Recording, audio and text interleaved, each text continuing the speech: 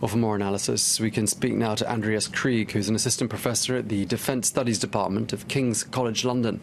Thank you so much for speaking to us, Professor. The global chemical warfare watchdog, the Organisation for the Prohibition of Chemical Weapons, has only just begun, it's only just arrived in Syria to begin a fact-finding mission in Douma. And therefore, there are quite a lot of people who are pretty surprised that the airstrikes should have taken place this morning, just the day after they actually arrived in the country. What are your thoughts as to what the rationale was behind the timing? Why this morning and not wait a bit longer?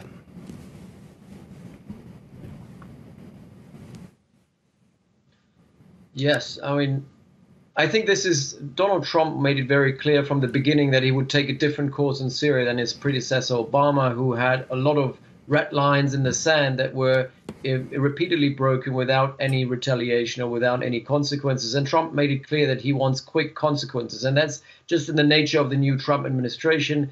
Macron himself said as well that, they don't want to wait for too long. And I think that we had already more than 10 days of in between where there have been a lot of talks on strikes coming up, but nothing actually happened. So we had this building of force, we had the show of force, and nonetheless, the Assad regime, as well as the allies, haven't really reacted to it. So something had to happen at some point. And also, I think we need to be clear that there is absolutely no consolidated and substantiated evidence yet that these chemical weapons were actually used by the regime, as your analyst said before. But we have a whole long list of users of chemical weapons in Syria, which were directly affiliated to the regime over the last couple of years. So it's really a punitive action against the Assad regime for all the other breaches of international law and international norms that have taken place over the last couple of years.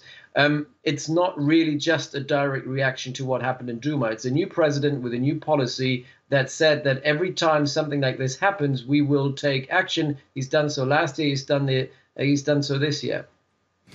Okay, so punitive for all the chemical weapons attacks up until this point.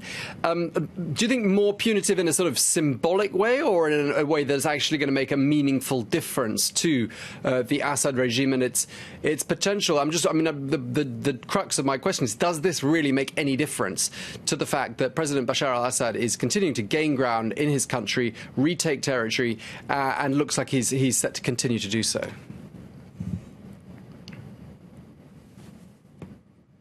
I mean, this is a very clearly bound strike, bound in terms of time, bound in terms of the objective. So as everybody said, this was not an intervention into the civil war. So it's not going to make any major difference in the way that this war is going to, roll out in the next coming month and years. What this is more of a statement. It's a statement that the West, despite all the allegations that the West cannot take any action anymore, that liberalism is on decline, that liberal values are on decline, that the values of the UN charters are in decline, that NATO and NATO partners can still take action. But I completely agree, this is symbolic in nature. It's making a statement that we have red lines and we will enforce them. It's not about deterrence. I don't think the Assad regime is deterred. I don't think it deters them from using chemical actions in the future. At the same time, it's not about denial either. I don't think that the Assad regime is now hampered in using chemical weapons. I'm pretty sure there will be still stockpiles available, and there's still vehicles available to actually launch them onto civilians. So I don't think it's the last chemical strike that we've seen. But it's a statement of saying, if you do it again, we will punish you again. And it's more of a symbolic statement. It's trying to compel the Assad regime from not doing this again and saying that this is something, we will stand up for what we say. But to be honest, looking at how many red lines, how many threats have actually been made over the last couple of years and how few of these threats were actually followed up, I think long term, I'm not very sure whether the Assad regime will actually take this as a very credible threat. Professor, there is a school of thought that this conflict is essentially about optics. Won't an attack like this encourage regional players like Iran, like Hezbollah, and even further afield, the Russians, to actually step up their support for Bashar al-Assad? We've already had words of warning from the Russians today saying that they may now provide the Syrians with the S-300 missiles.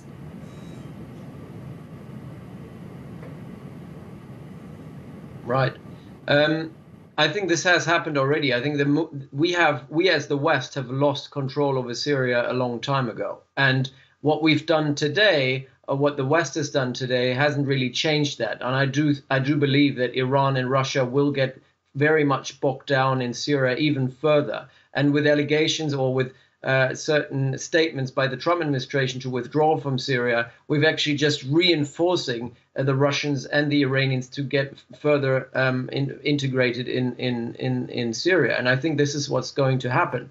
The Iranians and the Russians have made it clear that they do want a regime to stay that is prone or pro their interest in the region. Whether this is the Assad regime or some other regime which is run by someone else but is pro-Russian and pro-Iranian is a different question. I think that Western interests in Syria are no longer being protected beyond the scope of these weapons. And let's not another thing we have to bear in mind. The West is making a clear statement saying, please don't use chemical weapons. But the West doesn't make a statement saying you're not allowed to use barrel bombs, you're not allowed to use artillery, you're not allowed to basically besiege civilian areas and starve people to death. All these things, which are also war crimes, have not been addressed and are not being addressed at the moment. So it leaves a lot of leeway and a lot of free room and wiggle room and maneuver for the regime to continue what they're doing, just using different and still very horrible means to achieve their ends. Professor, the war of words even continues. Potentially, so do these strikes. Now, do you feel that potentially using economic or diplomatic measures, as hinted by the US President Donald Trump, is the final answer here?